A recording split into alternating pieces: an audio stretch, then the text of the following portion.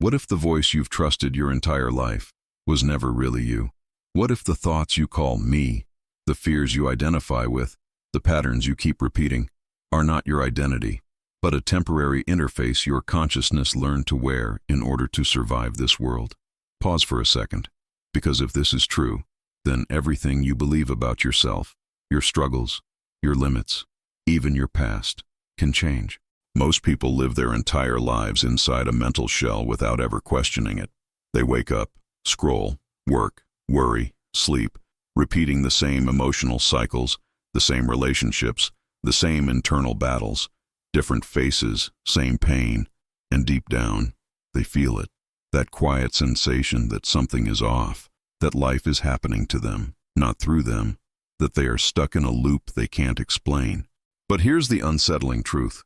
Modern science, neuroscience, and quantum theory are quietly pointing toward. Your mind is not who you are. It is a survival model, a biological and energetic interface built to reduce uncertainty, predict reality, and keep you safe inside a chaotic universe. A filter between raw existence and what you can emotionally handle. In quantum consciousness research, we call this the observer construct. In psychology, it's tied to the subconscious mind. In spirituality, it's often mistaken for the ego. Different names, same mechanism. A structure designed to keep you functional, not free.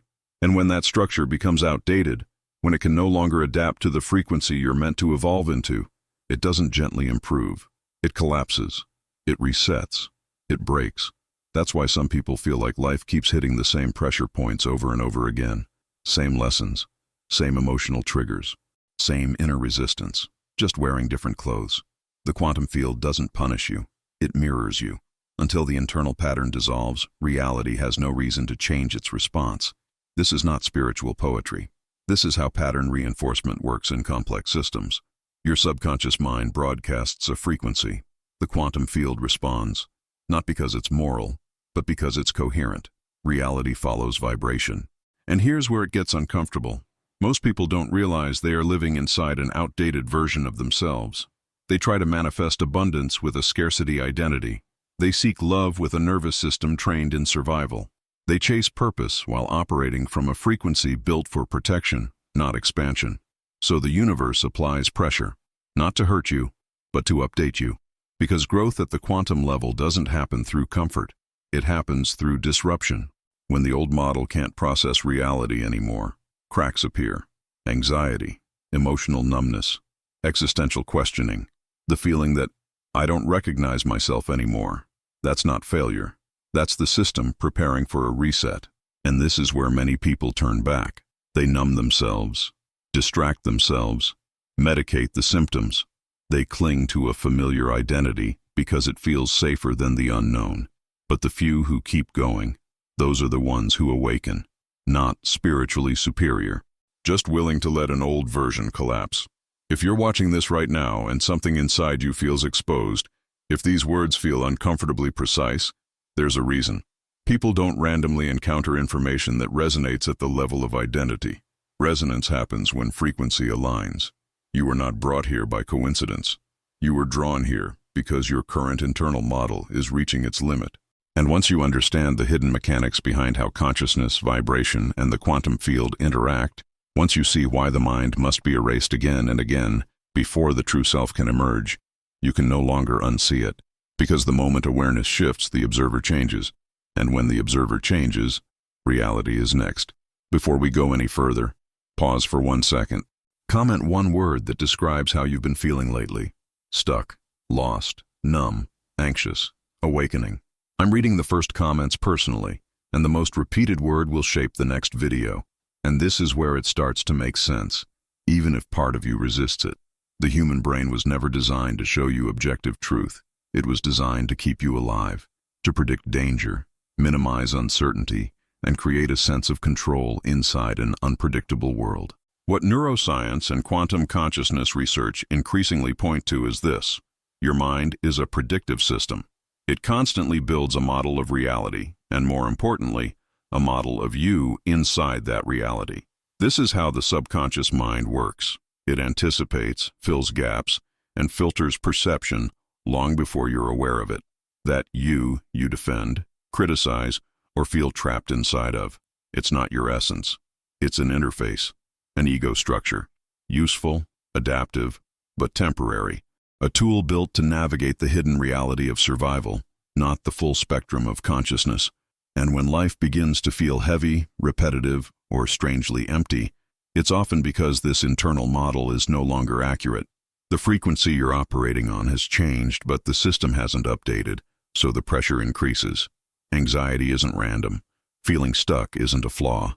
Repeating the same emotional loops isn't bad luck. It's feedback from the quantum field. When the internal prediction no longer matches external reality, the system destabilizes.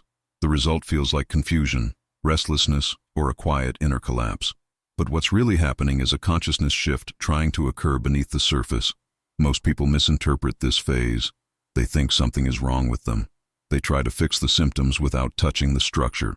But those who begin to observe instead of react start to notice something subtle. Perception itself is changing. The way energy is felt, the way reality responds, the way old identities feel heavy, outdated, almost artificial. If this resonates, don't rush past it. Sit with it. And if you feel called, leave a comment sharing what part of this hit closest to home. This space isn't built for noise. It's built for awareness. When you engage consciously, you strengthen the field we're creating here together. Subscribing isn't about following a channel. It's about staying connected to a frequency of expansion, clarity, and awakening. Because once you see that the ego is a model and not the source, you start to sense what's underneath it. And that's where the real movement begins. And once you begin to sense what's underneath the model, another question naturally arises, one that people rarely ask out loud. Why do the same situations keep returning? Why do certain emotions feel familiar no matter how much time passes? Why does life seem to press on the same wound again and again? From the perspective of quantum consciousness, repetition isn't punishment, it's pattern. The subconscious mind is wired to reenact what once had power over it, not because it enjoys pain, but because it's trying to resolve unfinished energy. Trauma, attachment, fear, these aren't just memories, they're frequencies. And frequencies seek coherence. The system keeps replaying the same scenario, hoping this time awareness will arrive. So the loop isn't bad luck. It's an outdated program asking for an update. You may call it destiny, karma, or coincidence, but often it's perception running on autopilot. The same emotional script broadcasting into the quantum field, pulling back matching experiences from hidden reality. And the more you resist the pattern, trying to control it, escape it, suppress it, the louder the signal becomes. Reality doesn't respond to force, it responds to vibration. This is why moments of breakdown often precede awakening. When the internal frequency no longer matches the external world, tension builds. The universe doesn't break you to harm you, it applies pressure so perception can shift. And that pressure feels personal because it's precise. It targets the exact identity you've been using to navigate life. Here's the part most people miss. When a loop intensifies, it's not a sign you're failing. It's a sign you're close. Close to seeing the pattern instead of being inside it. Close to recognizing that what you've been calling my life is actually a repeating interface between consciousness and experience. In a moment, I'll give you a simple 10-second check. 2 questions. If you answer yes to both, you're not stuck. You're mid-reset. If this feels uncomfortably accurate, you're not alone. Quietly acknowledge it. And if you feel aligned, leave a comment saying, I'm in the loop. Not for validation, but to mark awareness. When people engage consciously here, liking, subscribing, sharing, they're not feeding an algorithm. They're strengthening a shared field of attention. This channel exists as a space for consciousness expansion, not distraction. Because once you understand why the universe repeats itself, the next shift becomes unavoidable, and it begins where perception finally loosens its grip. And this is where the shift becomes experiential, not theoretical. Imagine just for a moment that there is an invisible scanner moving through your life. It doesn't judge you, it doesn't punish you, it simply observes frequency. Every time you feel a quiet nudge and ignore it, every time discomfort arises and you override it with logic, distraction, or fear, the system registers that response, not as failure, but as data. The subconscious mind notes the signal and sends a small reset. That reset rarely looks dramatic. It looks familiar. The same emotional tension expressed through a different relationship. The same inner conflict, dressed up as a new job. The same ache, translated into another story. This is how the loop sustains itself inside the quantum field. Energy seeks resolution, and when awareness doesn't arrive, repetition becomes the language of reality. Here's the part that changes everything. You don't need to redesign your entire life. You don't need to escape the world, fix every habit, or become someone else. The only thing that ever truly shifts is the observer. When perception changes, the field responds. This is not mysticism, it's coherence. Consciousness doesn't move objects, it reorganizes meaning, and meaning is what collapses patterns. What we call erasing the mind is not destruction. It's the release of false control, the loosening of an identity that has been trying too hard to predict, manage, and defend. When that grip softens, something subtle happens. The sense of me changes texture, thought slows, space appears, and within that space, frequency reorganizes itself. Some researchers note that when identity relaxes, certain neural networks shift how they communicate. Not as a cure, not as a promise, but as a possibility. A reminder that even the feeling of being someone is not fixed. It's dynamic, responsive, alive. If this experiment resonates, sit with it. And if you feel called, comment, guide me. Not as a request, but as a signal of readiness. When this community engages consciously, something larger forms. Liking, subscribing, sharing here isn't noise. It's alignment. It keeps this field active, focused, and evolving. Because once the observer begins to dissolve, the next phase doesn't announce itself loudly. It emerges quietly through perception, timing, and signs that feel almost impossible to ignore. And this is the moment where something subtle but irreversible settles in. The secret was never about becoming someone new, reinventing yourself, or chasing a higher version that exists somewhere in the future. The real shift begins when you stop calling you the structure that was only meant to get you through a phase. What has been breaking is not your essence. What has been breaking is an old program that can no longer carry the weight of your awareness. You are not falling apart because you are weak. You are fragmenting because your consciousness has outgrown the frequency that once defined you. Expansion feels violent only when we mistake the shell for the core. From the perspective of quantum consciousness, collapse is not failure, it is reorganization. When the mind loosens its grip, energy redistributes. When identity softens, perception widens. And when perception widens, reality itself begins to respond differently. This is where many people misunderstand the universe. They think it is hostile, testing them, pushing them to their limits. But when the ego collapses, something unexpected happens.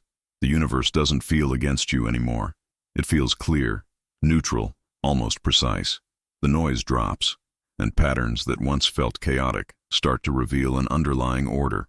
This clarity is not emotional comfort, it's alignment, and alignment changes everything. From this state, a phenomenon emerges that most people dismiss too quickly. Synchronicity, moments that seem coincidental but arrive with perfect timing. Encounters, words, symbols, opportunities that appear exactly when your internal frequency shifts. These are not rewards, they are feedback. Signals from the quantum field confirming coherence between your inner state and external reality. When consciousness expands, the field reflects that expansion without effort. This is why awakening doesn't announce itself with certainty. It whispers, through subtle signs, through perception sharpened just enough that you begin to notice what was always there. And once you see this, you cannot go back to interpreting life the same way. You start sensing that reality is participatory, not fixed. That your subconscious mind is not separate from the field, but in constant dialogue with it. Energy moves where attention stabilizes. The ethical weight of this understanding is quiet but profound. If perception shapes experience, then awareness carries responsibility. Not guilt, not pressure, but presence. To observe instead of react. To listen instead of control. To recognize when a pattern is asking to dissolve rather than repeat. This is not about perfection. It's about honesty with yourself at a level most people never reach. In the next part of this journey, we're going to move deeper into something that changes how you interpret everything that follows. Because once clarity appears, signs begin to surface. And in the next video, I'll show you how to recognize them in real time in Nothing is a Coincidence, the signs the universe uses to guide you, including signals most people ignore until it's too late. Before we go there, take a moment to ground this insight. If this video described a phase of your life with uncomfortable accuracy, comment one sentence describing the pattern you feel ready to release. Or simply write, I awaken, I see beyond, or I am expanding. Your engagement here isn't casual. It strengthens a shared field of attention, intention, and growth. And if this resonates, stay connected. This series unfolds step by step, and what comes next only makes sense if you're already listening. If you made it this far, you already know this wasn't entertainment. It was a mirror. Now I want to hear you. Comment the single word that hit you the hardest today. Reset, loop, break, or awakening. I read these and they shape what comes next. Subscribe, not because of the channel, but because the next video is the missing piece. Nothing is a coincidence, the signs the universe uses to guide you. You won't just watch it, you'll recognize yourself in it.